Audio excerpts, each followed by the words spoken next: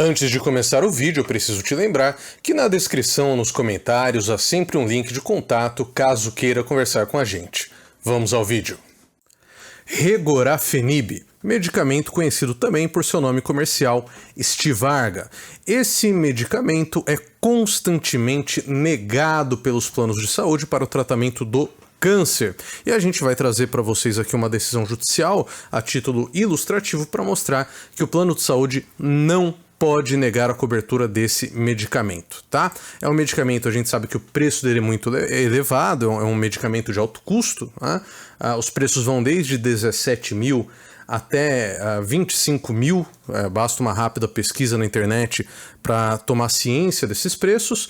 Inclusive aqui um documento do Natijus, que é uma espécie de amparo técnico do Poder Judiciário, que vai dizer para a gente que esse tratamento pode levar até 12 meses e ter um gasto médio aí por ano de R$242 mil. Então a gente sabe que é um preço que não é acessível para o consumidor e que se o plano de saúde não faz o custeio da medicação, há uma grande chance aí de o consumidor não poder conseguir o tratamento adequado, né? Então a gente traz para vocês aqui uma decisão, repito, a título ilustrativo, mostrando que o Tribunal de Justiça, em um recurso de apelação contra um plano de saúde, liberou a cobertura. Liberou seria até um eufemismo, né? Ele obrigou a operadora a custear o tratamento com o Stivarga, né? Que é o Regorafenib. Por quê? Porque havia uma recusa de cobertura da operadora sob o fundamento de não previsão no rol da ANS e, mais do que isso, haveria uma cláusula de exclusão no contrato do plano de saúde. Qual que é a grande questão aqui? Em primeiro lugar, o rol da ANS não é um rol taxativo, ou seja, não está ali a lista de todos os medicamentos que o plano tem que cobrir. Aquilo é uma lista básica, tá? Basta que o medicamento seja prescrito pelo seu médico e que haja a comprovação científica reconhecida pelos órgãos técnicos de que aquele medicamento é eficaz, de que ele é seguro. E quanto à cláusula contratual, a gente precisa se lembrar que incide em 99% dos casos contra os planos de saúde o Código de Defesa do Consumidor, que vai dizer que cláusulas excessivamente onerosas são nulas, bem como a própria lei dos planos de saúde vai dizer que certos tipos de medicamento em certas situações não podem ser excluídos por contrato, tá? Logo, essa cláusula contratual, ela é também nula, ou seja, a operadora de plano de saúde não tem uma desculpa, ela não tem como dizer, olha, eu não vou cobrir esse medicamento, eles são sim obrigados a cobrir o Regorafenib, tá? Eu vou explicar para vocês com mais detalhes toda essa parte técnica para você entender melhor, e a gente ainda vai falar um pouco sobre como conseguir fazer com que o plano de saúde seja obrigado a custear esse tratamento, a cobrir esse tratamento com essa medicação. Vamos ali para o outro quadro. Vamos lá então, vamos explicar por que é que o plano de saúde é obrigado a cobrir o tratamento que é indicado pelo médico, tá? A gente vai mostrar por que o plano de saúde deve ser obrigado a custear o tratamento prescrito pelo médico e vamos falar um pouco sobre como funciona esse processo, tá? Então vamos lá, o que ocorre? Existe um órgão do governo que é chamado ANS, tá? É uma agência do governo que vai fazer uma lista de quais são os tratamentos e medicamentos que são devidos aos consumidores, aos beneficiários dos planos de saúde. A gente chama essa lista de rol da ANS. Tá?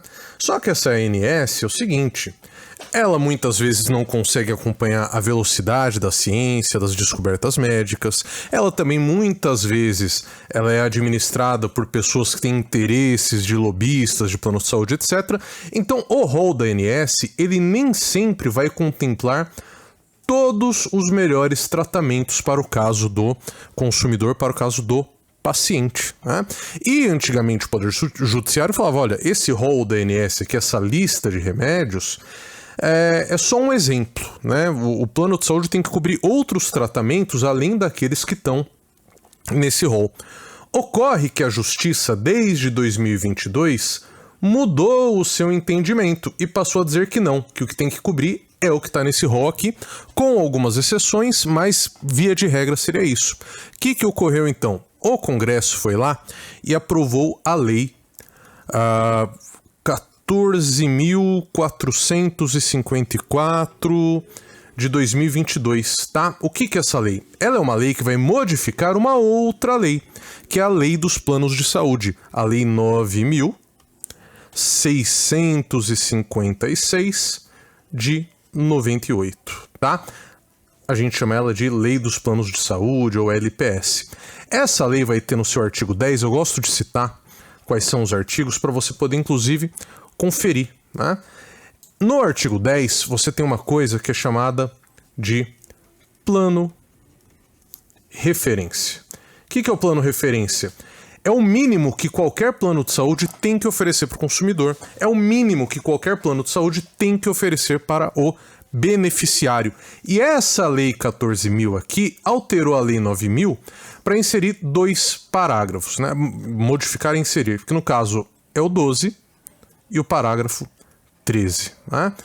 O que é que esse parágrafo 12 vai dizer? Ele vai dizer que o rol da ANS é exemplificativo.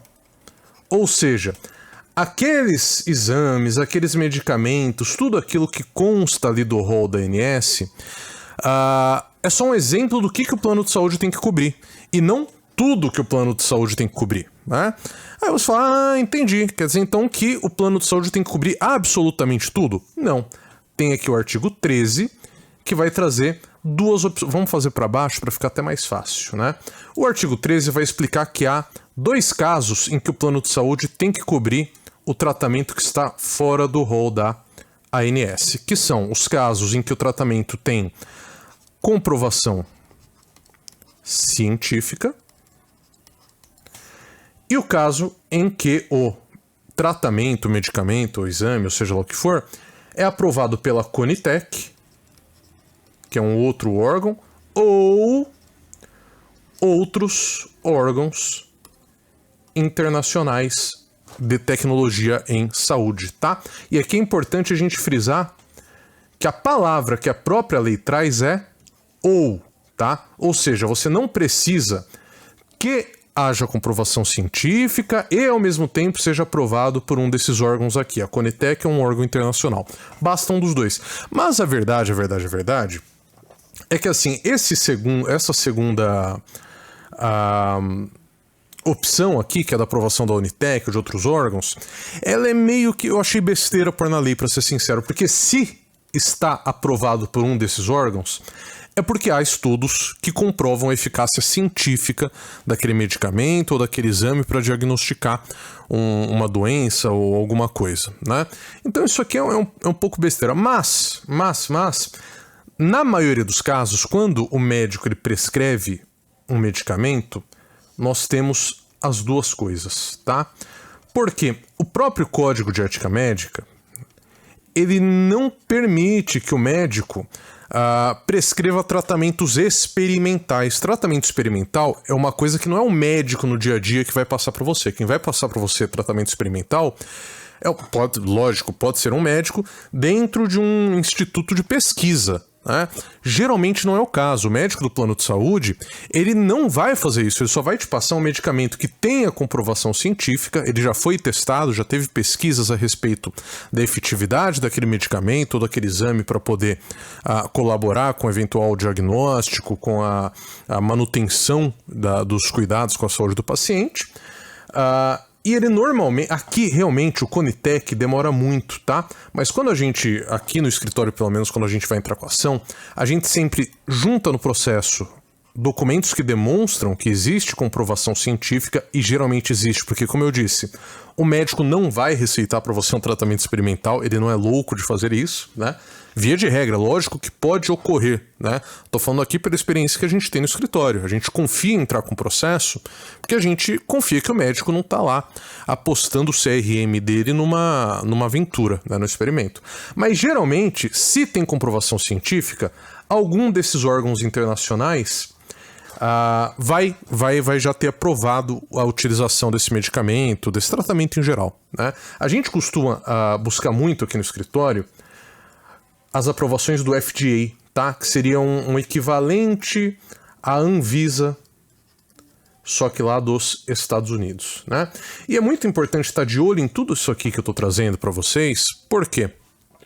Porque como essas mudanças, pode ver a Lei 14.000 que eu citei, ela é de 2022, né? A gente entra para ver os processos, o que os advogados estão fazendo quando entram com o processo, eles ainda estão atuando com a lei antiga, com os entendimentos antigos da jurisprudência. Às vezes a gente vê até juiz julgando sem perceber que mudou a maneira como você tem que fazer a prova das coisas no processo, né? Hoje em dia você prova juntando no processo essas duas coisas aqui, né? Mostrando que está cumprido o que está escrito no parágrafo 13 do artigo 10. Você não pode mais entrar com o processo pensando no que havia antes da inovação legal, porque senão você corre realmente um risco de perder esse processo por besteira, né? Então é importante seguir tudo isso aqui, porque a lei veio a favor do consumidor, a favor do beneficiário, né? A lei, ela realmente enxerga uma situação em que é muito difícil que o beneficiário não tenha direito à concessão do medicamento, né? Mas aí a gente precisa aprofundar e lembrar de duas situações, tá? A primeira é a da medicação off-label, e a segunda é a da medicação para uso domiciliar, tá? Vamos lá. Off-label, o que é off-label? É aquele medicamento que ele está sendo utilizado, mas que aquele uso em específico não está na bula do remédio, né? Então vamos supor, você tem um problema de... você tem um tipo de tumor, que é um tumor X, né? E o tratamento para esse tumor, ele é geralmente feito pelo medicamento Y. Ocorre que o medicamento Y foi testado e não funcionou. O seu médico sabe que existe um medicamento Z, que ele é aprovado pela Anvisa, é um medicamento que ele é seguro e que ele é usado para tratar... Eu vou pegar um exemplo bem bobo aqui, mas é só para você entender bem o que é o off-label. Ele é usado para tratar queda de cabelo. Perceba que assim, entre queda de cabelo e tratar um tumor, a princípio não tem nada a ver, mas há estudos científicos, a comprovação científica de que pessoas que estavam usando esse medicamento para queda de cabelo e tinham esse tipo de tumor, viram a diminuição do tumor. Ou seja, o medicamento não foi feito para tratar esse tumor, por isso não está na bula. Mas o medicamento é seguro, ele é aprovado pela Anvisa, é um medicamento que tem comprovação científica de que ele vai tratar o seu problema.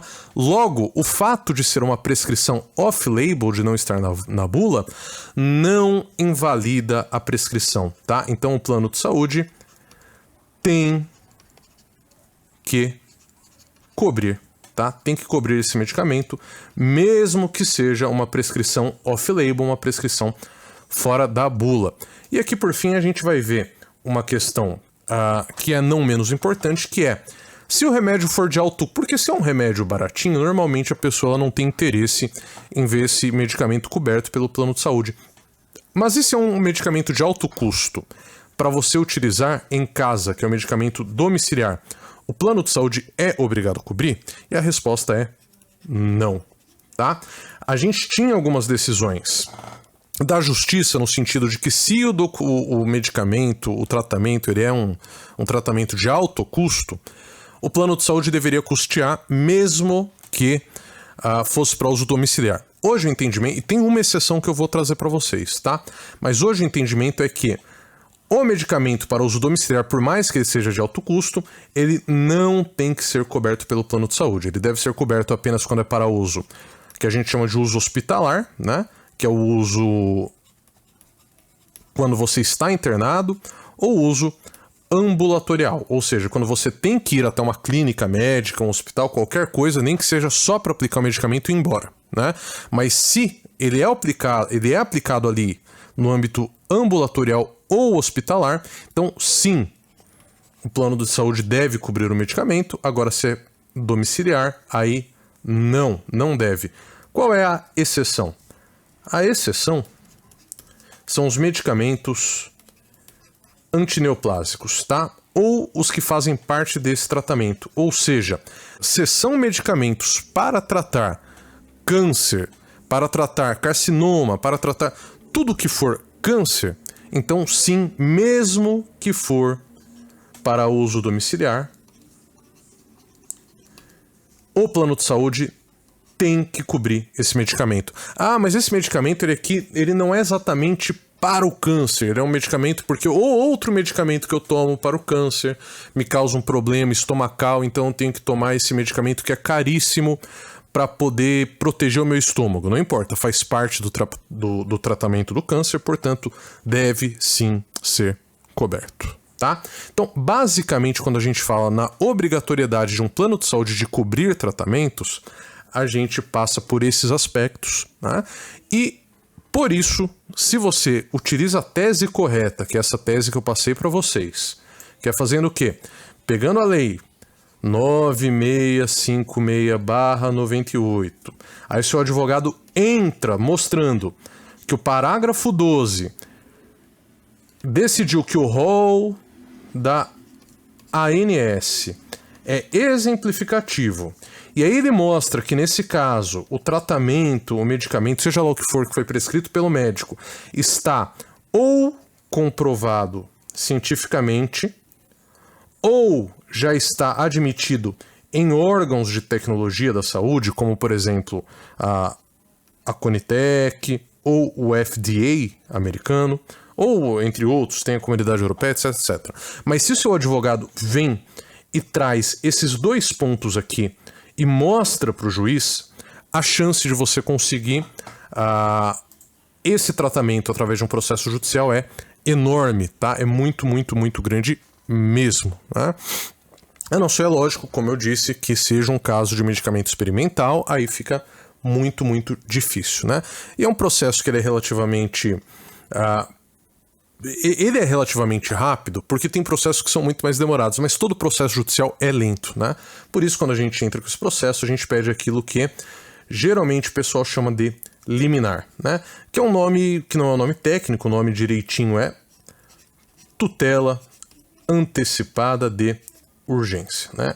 Você pede essa tutela antecipada de urgência, que o pessoal chama de liminar, falando, olha, juiz, se a gente for esperar esse processo acabar, que vai demorar 1 ano e meio, quem sabe 2 anos, para poder conseguir esse tratamento, não vai rolar, vai piorar o estado de saúde do beneficiário, né? Então seria o caso da gente fazer o quê? Da gente ter uma liminar, uma ordem desse juízo, falando assim, olha, plano de saúde, você tem, por exemplo, 48 horas, se o caso for muito urgente, ou 5 dias, se não for tão urgente, para custear esse tratamento. Caso você não faça isso, vai pagar uma multa lá de R$1.000 por dia, de R$2.000 por dia que você demorar para